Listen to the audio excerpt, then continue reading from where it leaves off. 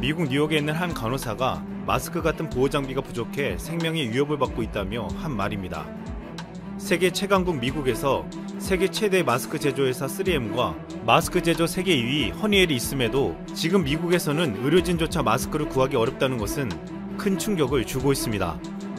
마스크뿐만 아니라 인공호흡기까지 부족해지자 트럼프 대통령은 국방물자 생산법을 발동해 GM과 같은 기업들에게 압박을 가했습니다.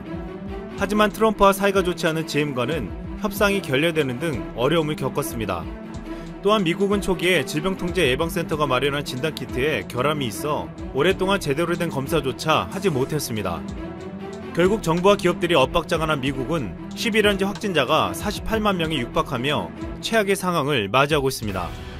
이에 반해 한국의 기업들은 정부와 국민들과 하나로 움직이며 총력전을 펴며 확산세를 성공적으로 막아냈다는 평가를 받고 있습니다. 많은 외신들은 한국 방역에는 한국 기업들의 강력한 도움이 있었기에 가능했다며 부러워하고 있습니다. 지난달 국내에서 마스크 품귀 현상이 벌어지자 글로벌 기업 삼성이 전면에 나섰습니다.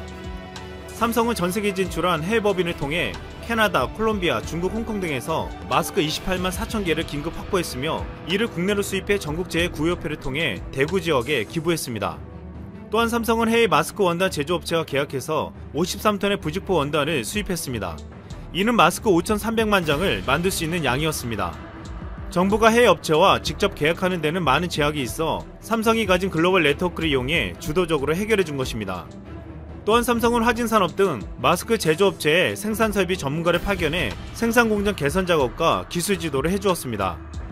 이로 인해 기존 일일 마스크 생산량 92만 개를 단숨에 139만 개로 51%나 증가시켰습니다. 또한 LG는 3월 초 LG 상사 해외 법인에 의료용 방호복 1만 벌을 확보하라는 긴급 지시를 내렸습니다. 대구 경북 지역의 확진자가 급증하며 의료진이 사용할 방호복과 고글, 마스크가 절대적으로 부족하다는 소식 때문이었습니다. LG 상사는 대만, 싱가포르, 호주 등 12곳의 해외 법인과 지사를 총동원해 방호복 생산업체를 수소문한 결과 결국 단 5일 만에 방호복을 확보해 대구 경북 의사회에 전달했습니다. 한국 기업들은 자신들이 가진 인프라를 총동원해 빠르고 적극적으로 도왔습니다. 삼성과 LG 등 한국의 기업들은 한국을 살리는 역할을 한 데 이어 더 나아가 외국의 상황까지 돕고 있습니다. 삼성전자는 지난 9일 영국 국립보건원 나이팅게일 병원에 스마트폰 2,000대와 전화기 살균기를 기부하기로 했다고 했습니다. 기부하기로 한 갤럭시 X 커버는 산업 현장 등 혹독한 환경에서 사용되도록 특화된 러기드폰으로 장갑을 착용하고도 사용할 수 있고 일반 스마트폰보다 내구성이 뛰어나다고 알려졌습니다. 또한 삼성은 사흘 한 달 동안 영국 국립보건원을 위해 5개 광고를 지원하고 삼성 스마트 TV에서 공중보건 안내 광고도 무료로 제공할 예정입니다. 한때 미국의 반대에도 중국 화해를 선택했던 영국은 최근 사태에 대한 중국의 무책임한 태도를 보고서 분노하고 있습니다. 이 때문에 영국은 화해의 선택에 대해서 재검토하겠다고 말하고 있습니다. 한국은 영국에게 진단키트를 수출하는 동시에 삼성전자는 영국의 상황에 적극적인 도움을 주고 있어 앞으로 영국 내 한국에 대한 이미지가 더욱 상승될 것으로 보고 있습니다. LG그룹 4개사는 지난 6일 인도네시아 정부에 5만회 검사 분량의 진단키트를 기부했습니다.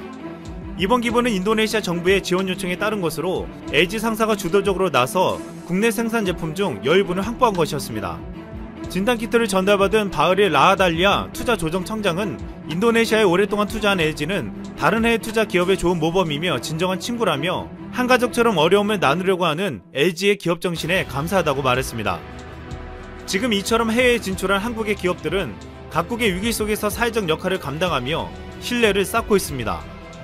한국 기업들은 위기 속에서 한국 정부와 국민들과 함께 한몸처럼 움직였고 결국 위기를 이겨낼 수 있게 만들었습니다. 이제 한국 정부, 한국 기업들은 전 세계 국가들을 도울 준비를 하고 있습니다. 4,457만 9천 제곱킬로미터에 38억 7,900만 명의 사람이 살고 있는 대륙, 지구에서 가장 넓고 인구가 많은 대륙, 세계 인구의 60%가 살고 있는 곳이 바로 아시아입니다.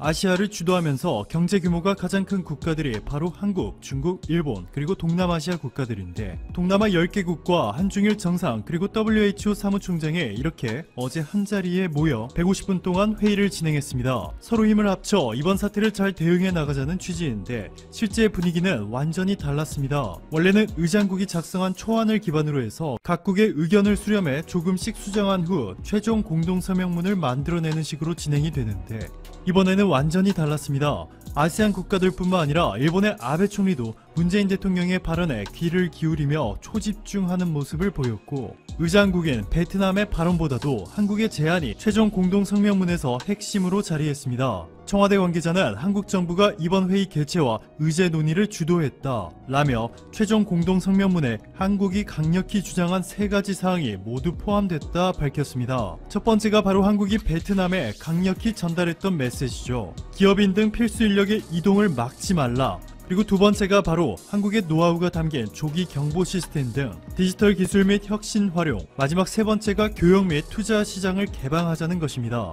의장국이 아닌 다른 한 국가에서 이렇게 많은 제안을 최종 공동성명문에 올리는 것은 상당히 이례적인 케이스로 그만큼 현재 전 세계가 한국의 말 한마디 한마디에 집중하고 있다는 뜻입니다. 지난 G20 회의에서도 그랬듯이 이번에도 다른 국가들의 요청으로 한국의 대응 3대 원칙, 개방성, 투명성, 민주성, 그리고 드라이브 스루와 워킹 스루 등 한국의 방역 조치 및 정책들을 설명하는 시간을 가졌는데요. 이러한 시기에도 안전하게 치러진 한국의 투표장 관리 능력에도 세계의 관심이 집중되고 있습니다. 미국 주간지 타임은 한국이 유권자들의 간격을 1m씩 유지하는 엄격한 조치를 시행한 것을 높게 평가한다. 미국에 적용할 점이 많다 전했고, 블룸버그 통신과 가디언은 한국 정부의 이번 사태에 대한 대응이 성공적이었다 라며 특히 초반에 공격적인 검사를 시행한 점을 극찬하였습니다. CNN은 영국, 프랑스, 스리랑카 등 최소 47개국이 선거를 연기했다. 심지어 미국도 그대로 진행할지 여부를 고민 중이다 라며 중앙선거관리위원회가 공개한 자료를 인용해서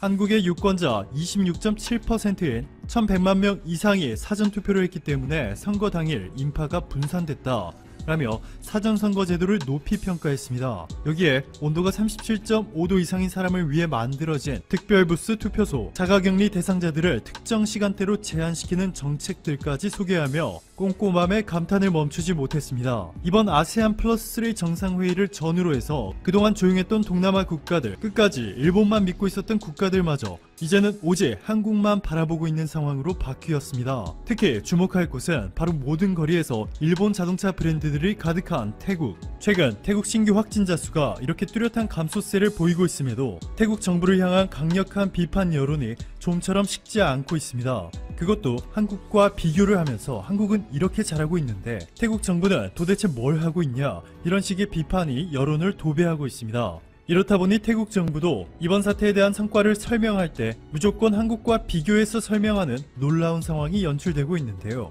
태국 정부는 태국의 검사자 대비 감염률은 2.88%로 한국 2.19%와 큰 차이는 없다고 주장했습니다.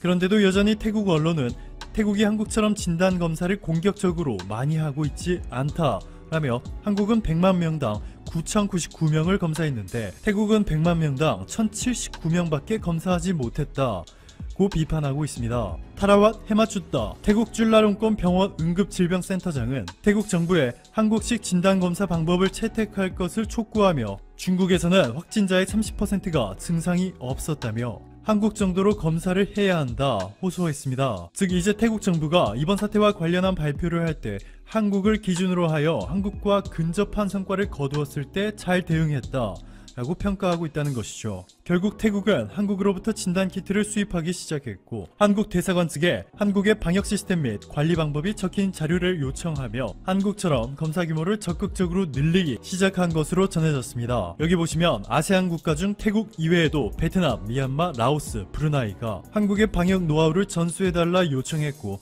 중국산 방역 제품들의 불량률이 상당히 높은 것으로 나타나면서 이제는 한국이 전 세계의 유일한 희망, 유일하게 세계에서 진단키트를 수출할 수 있는 나라가 되었습니다. IMF도 최근 한국과 관련하여 파격적인 발표를 하였죠. 2020년 한국의 경제 성장률이 마이너스 1.2% 전망을 내놓은 것인데요. 일부 언론들은 이를 두고 마치 한국의 경제가 심각하게 무너졌다는 식의 기사 제목을 뽑아내기 바빴습니다. 자, 그런데 여기서 주목해야 할 점은 한국의 경제 성장률 전망이 다른 나라들보다 월등히 높다는 것입니다. 여기 IMF가 발표한 선진국들의 경제 전망을 보시면 선진국 평균 마이너스 6.1%를 예상했습니다. 미국이 마이너스 5.9, 유럽 마이너스 7.5, 일본 마이너스 5.2, 영국 마이너스 6.5, 캐나다 마이너스 6.2%로 한국과 비교가 불가능할 정도로 심각했습니다. 한국의 엄청난 선방이죠. 전 세계 선진국들 중에서 IMF가 유독 한국만 이렇게 높이 평가한 것에 대해서 IMF 한국 미션 단장 안드레아우스 바우어는 이렇게 말합니다. 한국은 이번 사태를 억제하기 위해서 신속한 경기 대응 정책과 전방위적 접근을 시도했고, 이를 통해 한국 경기에 미치는 부정적인 영향들을 완화하는 데 성공했다.